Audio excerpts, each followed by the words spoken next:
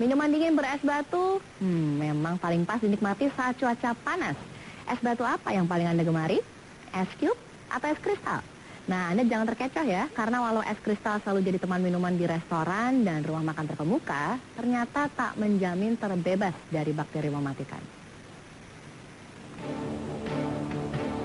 Apa yang biasa Anda cari saat panas terik? Minuman dingin atau es pasti jadi pilihan pertama kan?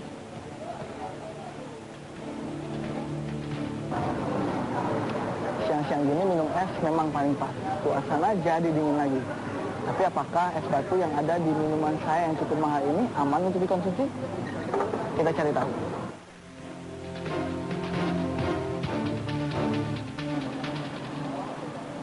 Es batu memang sangat populer untuk menghilangkan dahaga.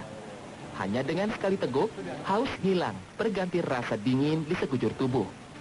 Apapun jenis minumannya, tambahan es batu memang paling pas. Saking cocoknya, hampir tak ada lagi yang peduli dari mana asal air yang dibekukan itu. Belum lagi wujud es batu yang bening membuat para penikmatnya merasa bersih. Tak heran jika orang jarang mempedulikan asal es batu. Kita sih nggak gitu perhatiin banget ya masalah es batu gitu. Intinya kalau misalkan udah ada es batu ya tinggal di itu aja minum. Ya merhatiin, tapi biasanya nggak terlalu masalah lah, mau yang dari mana aja, tetap minum aja. Tapi tahukah Anda kalau es batu yang Anda konsumsi berbahaya bagi tubuh? Jangan berpikir es batu balokan yang kerap dijumpai di warung-warung pinggir jalan ya.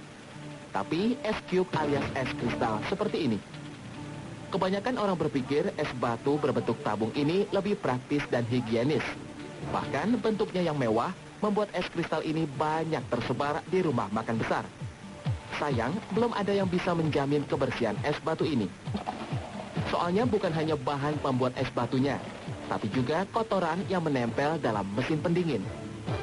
Doni Sanjaya, Andri Sumaria, Jakarta. Ya, bukan hanya sumber air es batu saja yang dipertanyakan.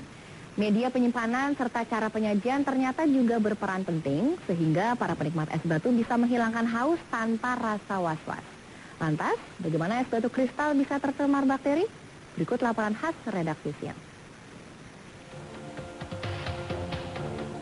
Biasanya es batu identik dengan es balok seperti ini.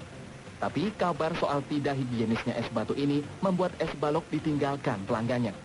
Setidaknya mereka para pelanggan restoran dan rumah makan terkemuka. Padahal walau sudah naik pangkat, es batu berbentuk tabung kecil ini tak juga terjamin kebersihannya. Dari penelusuran kami, beberapa pabrik menggunakan aliran air perusahaan air minum PDAM sebagai bahan bakunya. Walau lebih jernih, tapi ternyata kondisi ini tidak juga menjamin es cube layak dikonsumsi. Air pam yang menjadi bahan baku es tidak dimasak terlebih dahulu. Walau telah berada dalam suhu yang beku, bahkan hingga minus 4 derajat Celcius, kandungan bakteri berbahaya dalam air tidak akan hilang. Pada dasarnya bakteri ini memang pada saat suhu minus 4 derajat Celcius dia dalam keadaan dormansi. Artinya dia tidak melakukan aktivitas apapun. Apapun air yang digunakan itu harus dalam keadaan dimasak dalam keadaan mendidih. Secara kasat mata, es cube memang lebih bening. Tapi penggunaan bahan baku dan media penempatan es tidak menjamin kebersihan es ini. Media penyimpanan menjadi titik pencemaran pertama es kristal ini.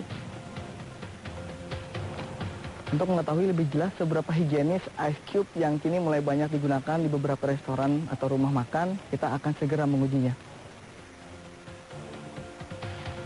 Pengujian dilakukan dengan mencairkan es cube hingga berada dalam suhu kamar. Pengujian mikrobiologis ini bertujuan untuk membuktikan ada tidaknya bakteri berbahaya yang terkandung dalam air. Dari hasil laboratorium, ice cube yang kami teliti ternyata mengandung bakteri pencemar yang berbahaya bagi tubuh. Dan bakteri ini bisa berasal dari bahan baku, udara, tempat penyimpanan, hingga penanganan sebelum minuman disajikan. Ini berapa banyak, Mbak? Ya, coliform, sejenis bakteri pencemar terkandung dalam es kristal ini. Para penikmat es tentu tak pernah tahu dari mana asal es yang mereka minum. Penempatan es yang seringkali kotor, penyajian yang tidak steril, nyatanya mengancam kesehatan para penikmatnya. Gangguan pencernaan menjadi keluhan paling utama setelah meminum es yang tercemar. Tak hanya itu, kanker ganas mengintai para pecinta es batu ini. Keberadaan koliform ini sangat berbahaya kalau kita konsumsi karena dia akan mengeluarkan zat racun yang namanya ethionin yang bisa menyebabkan kanker. Di samping itu juga dia mengeluarkan zat-zat beracun lain seperti skatol dan indol yang nanti akan mengganggu sistem pencernaan kita. Es batu memang menjadi kebutuhan umum sebagai obat dahaga.